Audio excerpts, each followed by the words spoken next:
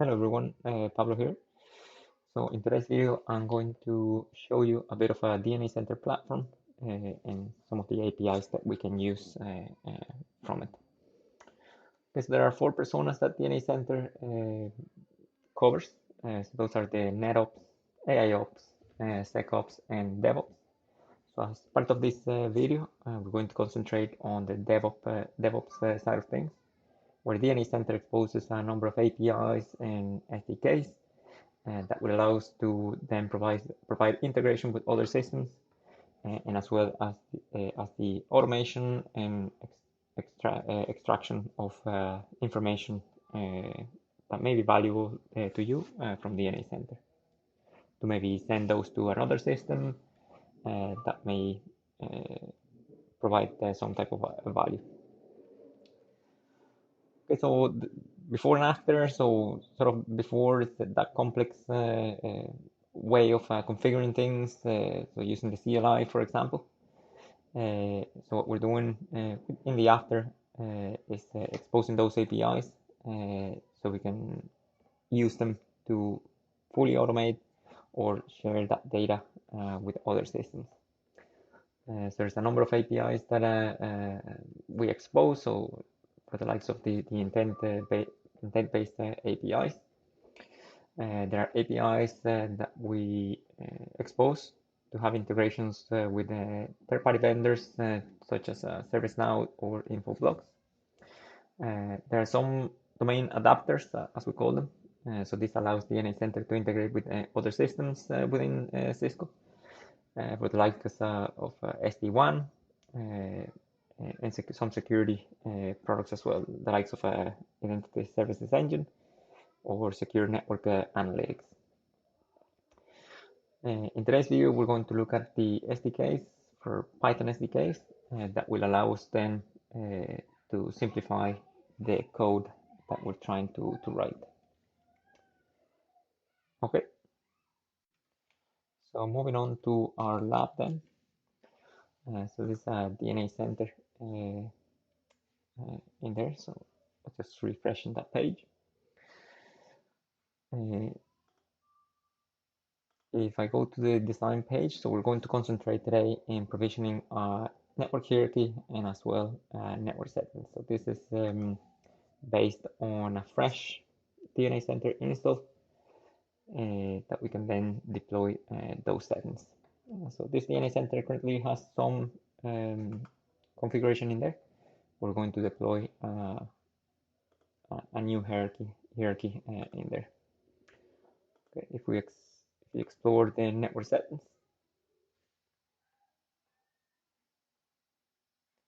there are no network settings in there.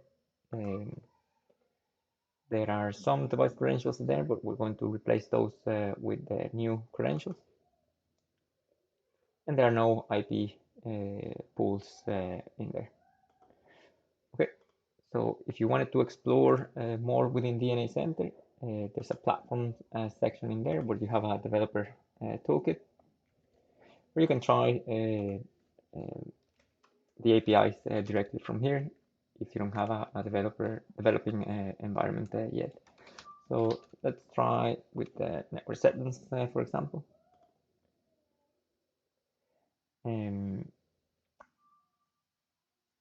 So we can try one of the APIs, for example.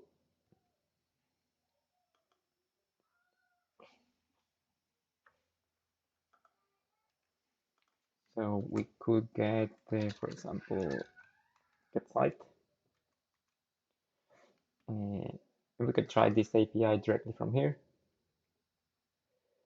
So you get a description, features, what's the method that we're applying, the parameters that we can pass to that particular API, and the responses that we can get, as well as what's the schema that it takes. So we can try that. We can run that. We're not going to pass any parameters to it. But if I run that, then I can get a response code of 200, and then I get all those values that are already in there. So for example, the global site, so I'll get that ID in there, and I can use that ID then to for other API calls. Okay, that's just an example there.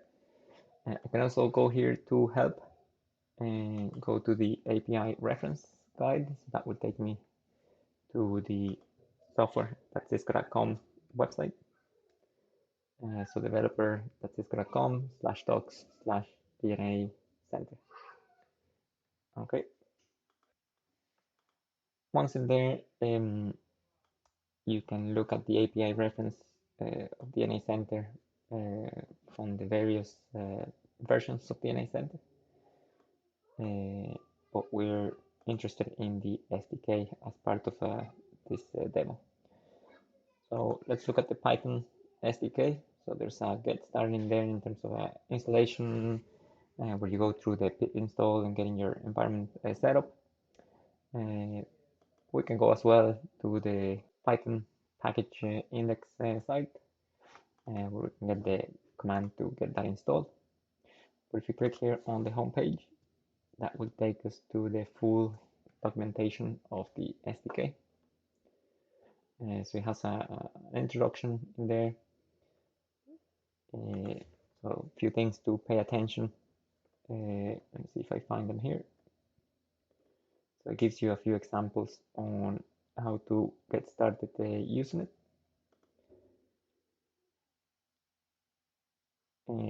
And then as part of getting DNA Center access tokens, so it gives you an option of how to use the credentials for DNA Center. So I'm using this method in here, which is DNA Center SDK will be looking at the particular environment variables to get those credentials. So for the likes of DNA Center username, password, what's the URL, so on and so forth. Okay, so once you've installed the SDK and you set up your credentials, you're good to go in terms of start using the SDK. There's a section somewhere here where it shows how to initialize the SDK. So from the DNA Center SDK, import the DNA Center API, for example, and then you can start running or using that SDK once it's initialized. If you go to user API doc, it's where we get in depth all of the sections for each of the versions. So I'm interested in the 2.2.3, which is the version of DNA Center I'm running now. And if I scroll down a little bit for the section that we're going to be looking at today, so network settings, there's a number of classes in here that we can use for today's video. For example, we can reserve IP pools, assign credentials, create the device credentials, and so on and so forth. Somehow I lost that page. But you get the point in there. So there's a number of classes in there that you can use to do a number of different things. Okay, so if we go back to DNA Center, design, and network hierarchy, we'll leave it at that in there, and we'll see how DNA Center then provisions or the SDK, or we can provision that network hierarchy via a script. So I have my development environment in here with a few codes, a few files, Python files, where we'll do each of those provision or configurations. So let's build the hierarchy first. So as I mentioned on the documentation, so import the DNA Center SDK and initialize the SDK. Okay, so what I do now is I'm doing a number of things in this script, so provisioning the sites as well as the buildings and as well the floors, because there's a section for each of those. So stepping through them, so I'm opening a file which is a JSON file called the site area IRL. I'm converting that JSON into something that Python can understand, which is a dictionary. Then we're going to iterate through it.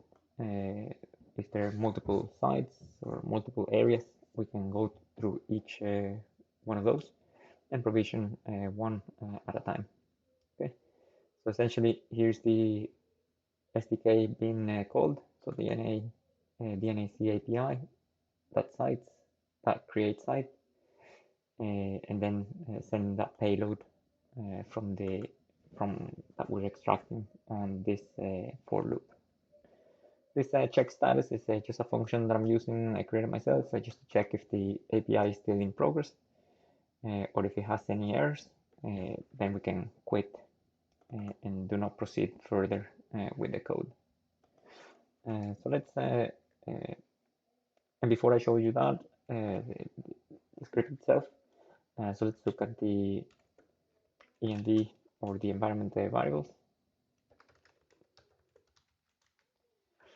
So I have set up those variables in my environment. Okay, so don't use that password on production, of course. So this is just a lab. So I'm on the correct directory in there, and let's then run the SDK hierarchy.py. Probably just before I run that, I didn't open or show you the sort of the schema that I'm passing on those JSON files.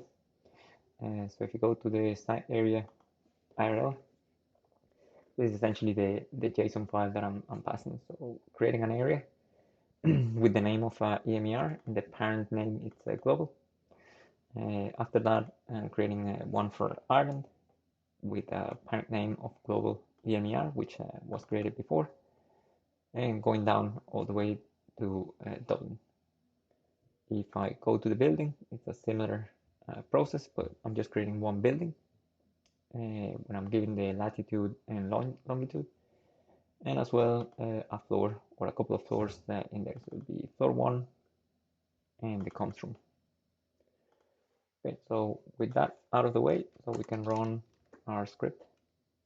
So SDK hierarchy.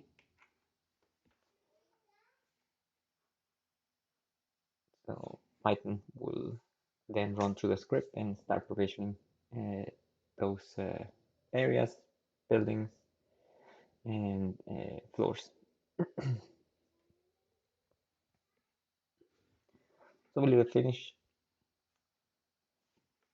So that has completed in there. If you go to DNA Center and refresh that page,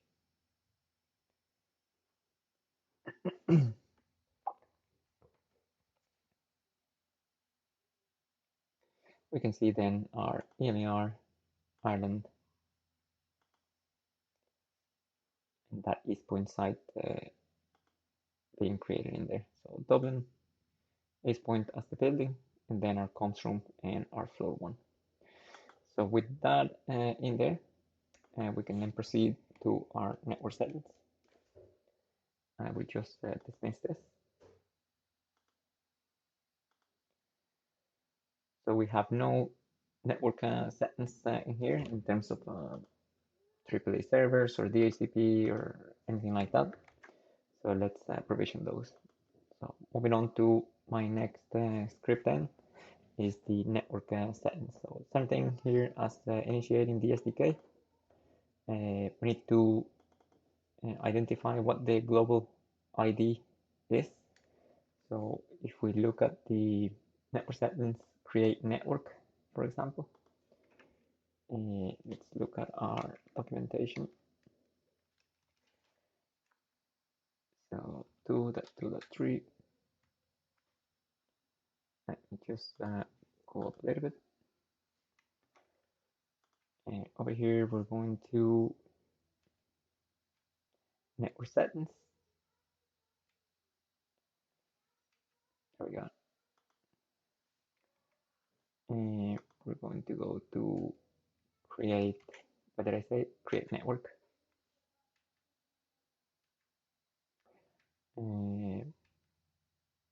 Create network. So that takes a number of parameters in there, one of them being the site ID. And then I'm going to use the payload for that JSON or dictionary that I'm going to send. Okay, so network settings, create network, then the site ID, which is the global ID. So I'm getting the global ID from the same API that we've seen from the GUI. So get site. So I'm storing that global ID in here and then passing that global ID in here. So I'm passing the payload. So we're iterating through this file. And as we iterate through that file, we're assigning it to J. And then that payload goes along with the, it's being sent in here. Okay, so let's look at the network settings JSON file then. So our settings are DHCP, DNS, NTP, and as well setting the DNA center as the syslog server, as well as the SNMP server. Setting our time zone, and then our settings for ICE. So both for the client and endpoint authentication, and our network AAA for the likes of TACACS. Okay, so we should be able to then deploy that.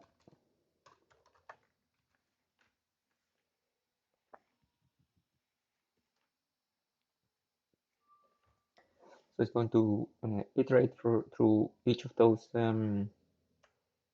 items in the file or the JSON file, and we'll let it run through.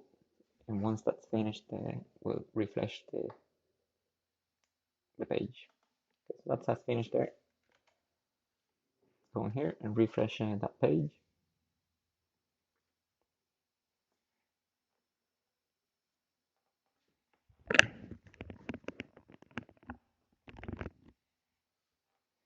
We can see then our AAA server for client endpoints as well as our network has been done. There was a bug on the way the API worked, so I had to put in the network settings this the network AAA as radius.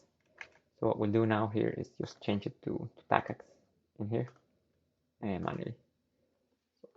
That has been reported and fixed in further versions of the code. Okay, so AAA, DHCP, DNS, NTP, and then our time zone. Okay, moving on. So device credentials. There's a few credentials set up in there, but I'm going to deploy then new credentials for this particular deployment. Let's move on to the credentials script. So again, gathering the global site ID, just stepping through same idea, just iterating through a file that will create then those credentials. I'm not going to go through the code again, but just to show you the credentials file. So it's essentially the same. So there's a JSON file with the CLI credentials, SNMP read, and SNMP write. Let's deploy those SDK credentials.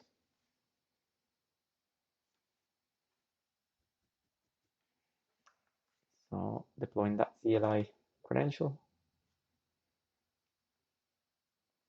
Okay.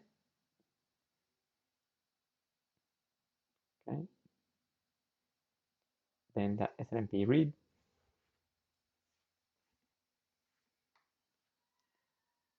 And I missed there's a write there with a write community of private. So if I refresh here, you should then see those new credentials being deployed.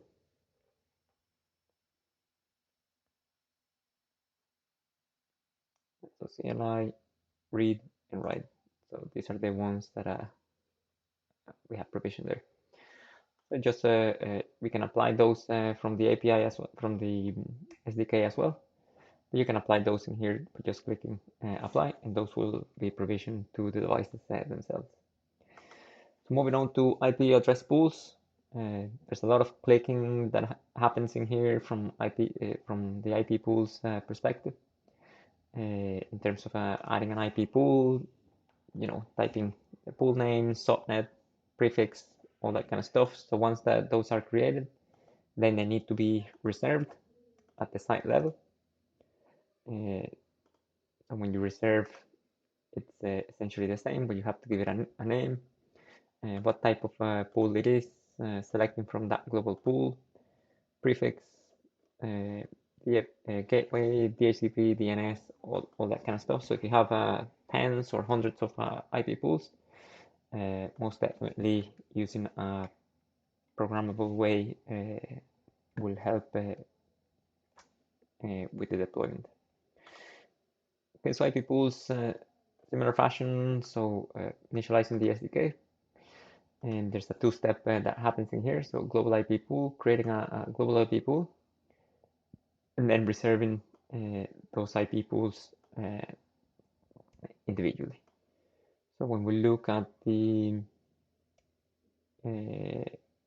IP pool global, I'm just reserving or creating this global IP pool, and I can then reserve each of those individually in here using this schema. For example, guest pool. From this global pool, I'm just going to carve that out into this particular subnet with this DHCP and DNS settings. So I can do that as well. So SDK IP pools.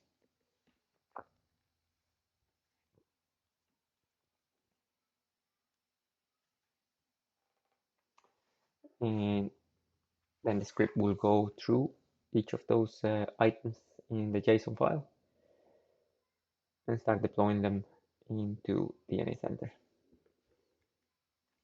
Let's give a few seconds while that finishes up.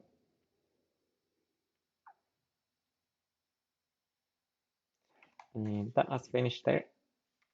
So if we go back to DNA Center, so we are at a global level.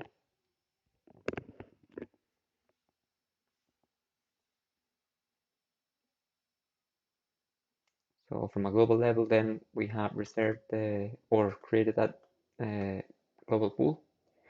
But if we go down then to our ISPoint,